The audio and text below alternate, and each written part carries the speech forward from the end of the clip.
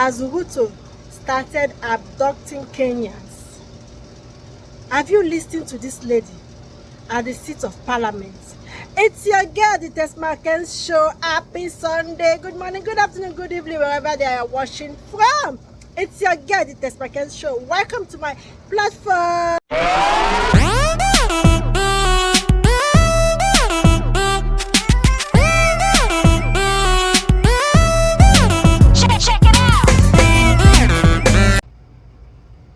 So welcome back once again.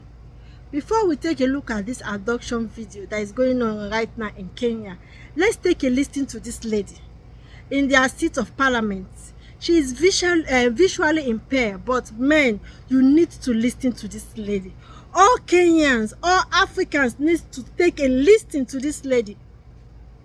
She is just spilling it out how it's supposed to be. Everybody should take a listen to this lady.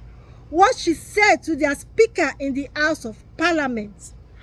And also, this guy, they said his name is Alfred Keller. He's been abducted right now, unconfirmed reports.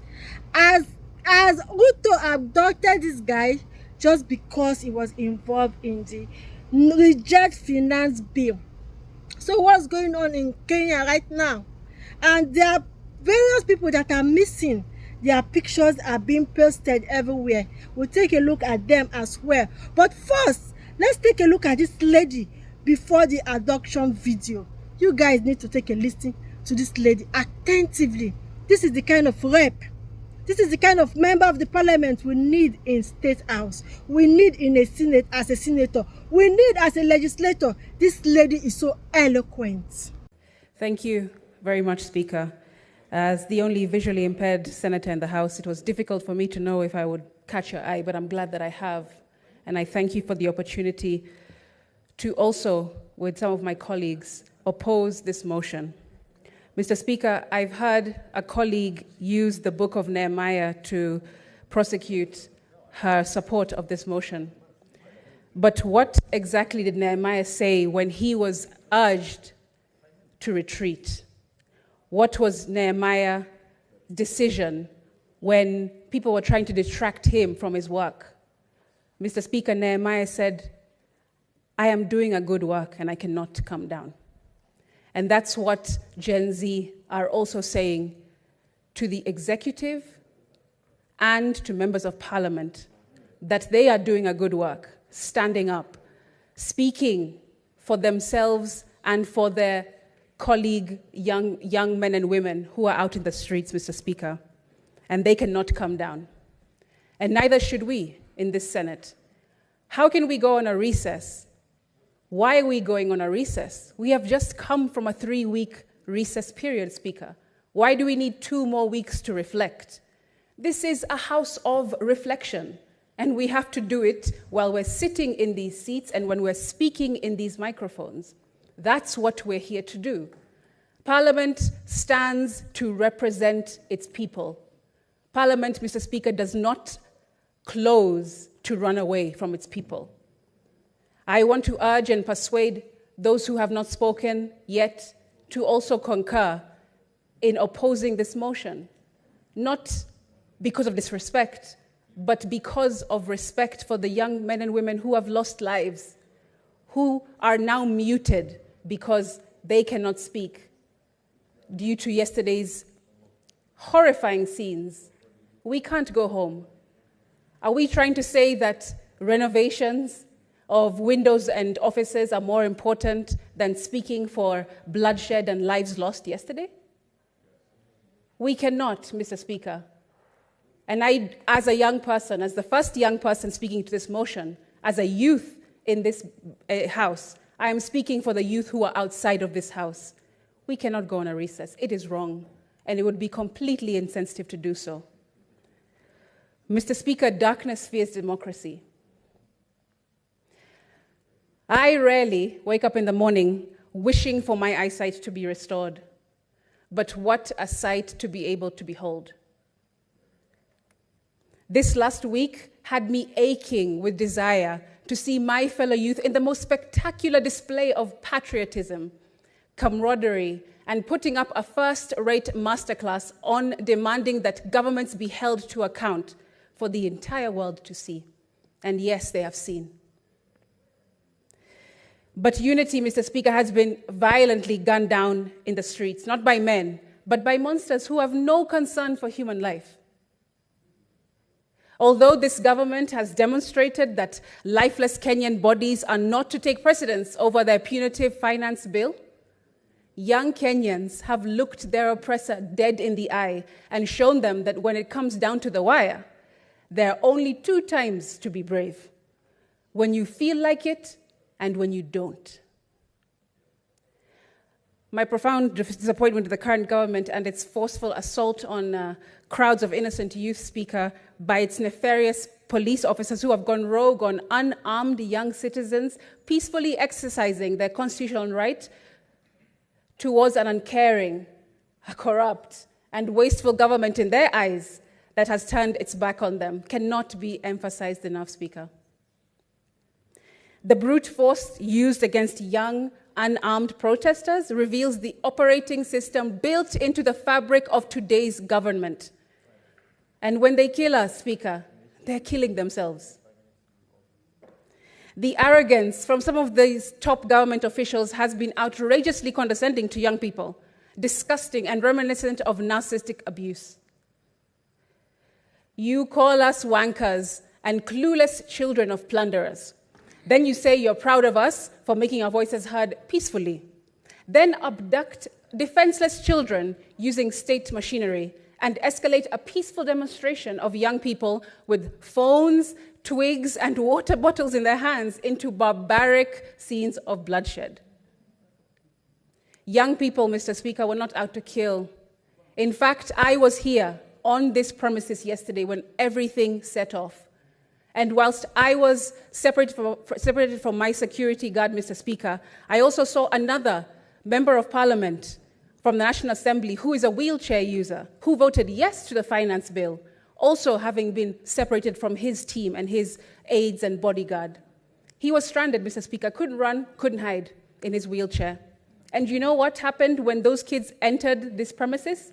3 young boys saw this member of parliament who voted yes for the finance bill, and instead of reprimanding him, instead of reading him their minds, giving them a piece of their minds, you know what they did?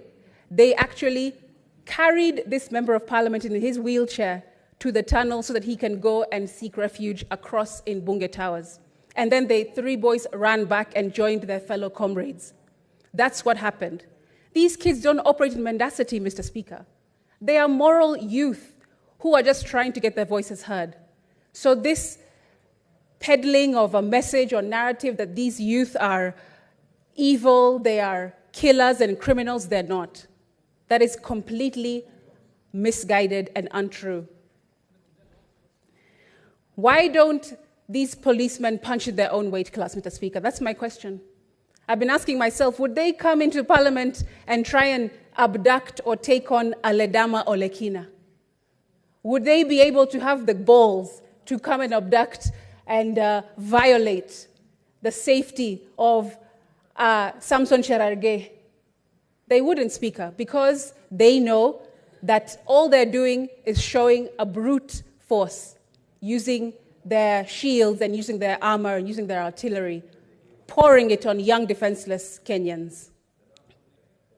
And you know, clinical psychologists will tell you that narcissists will first love bomb you, then they'll manipulate you, then they'll gaslight you into believing their lies, then they devalue you, and finally, Speaker, they discard you once they have what they want. We young people have seen every single stage of these narcissistic behaviors in this government.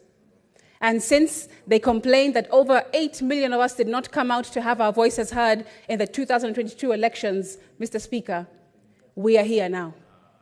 And an estimated 25 million came outside in every corner of the country yesterday to say that we reject this finance bill because we would rather die on our feet than live on our knees.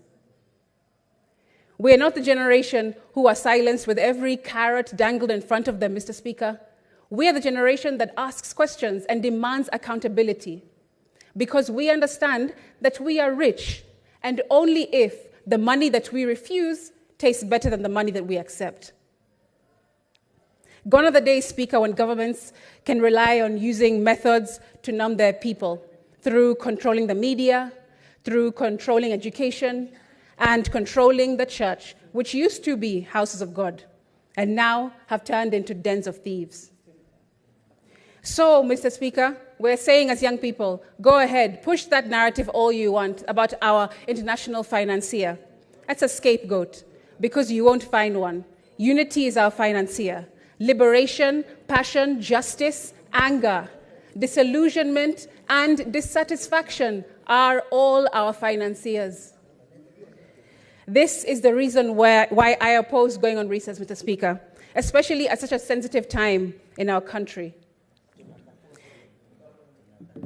Mr. Speaker, this finance bill is without a doubt designed to be esoteric.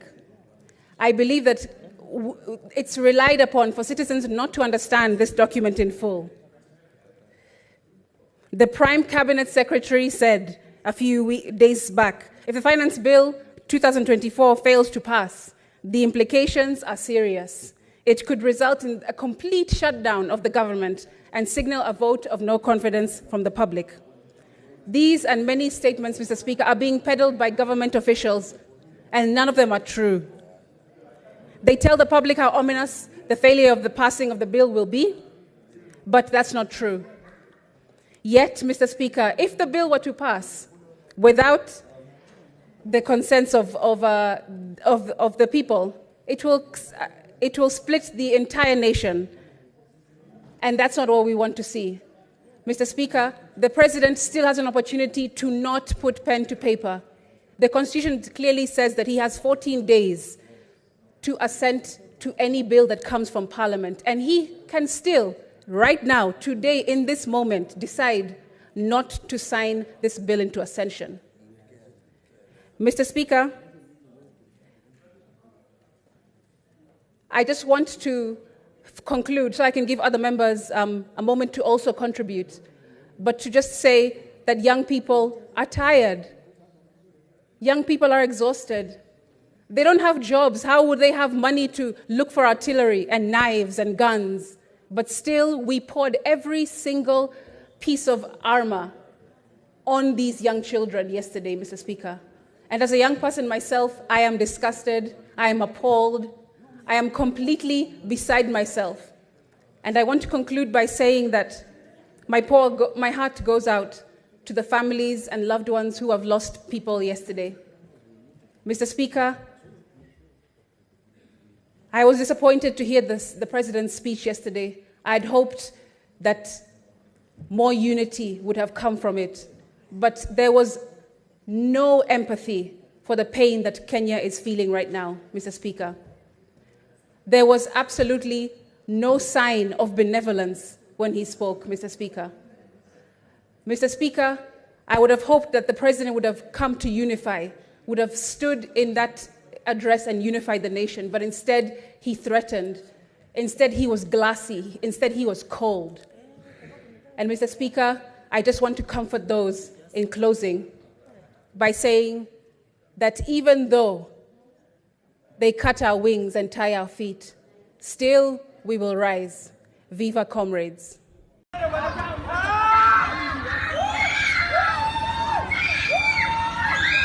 Ni kama alikosa, si ndio? Walikuwa wanamfuata polepole.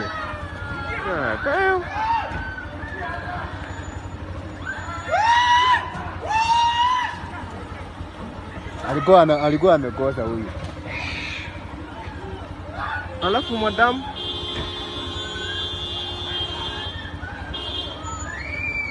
kada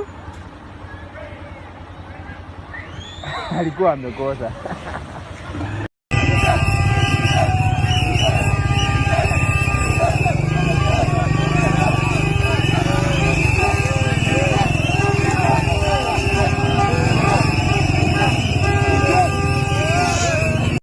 Sapeli sizo simnyama Iwasafa Damula Hannibal Kalize, Maye Wamodo, Pasafasa, Pelisizo Sinyama, Iwasafa,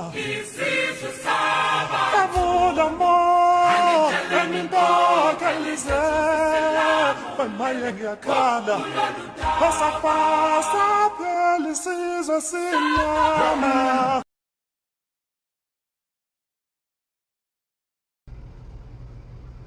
My goodness.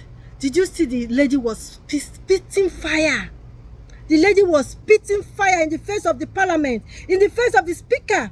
But in Nigeria, if you try to speak, those that have few voice, Okpabio will be telling them, will be shutting them up. All those that are there will be busy collecting bribe, collecting prayers. Prayers has been sent to your account. They don't know how to fight for their representative. They don't know how to fight for their consistency. They just go to the house and steal and collect prayers and do whatever they want to do.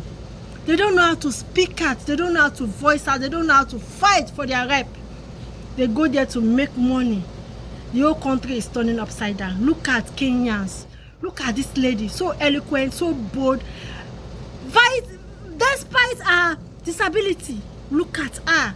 Africans, Kenya should be so proud of this lady. If you've not watched it, I beg you, go and watch it and listen to this lady attentively.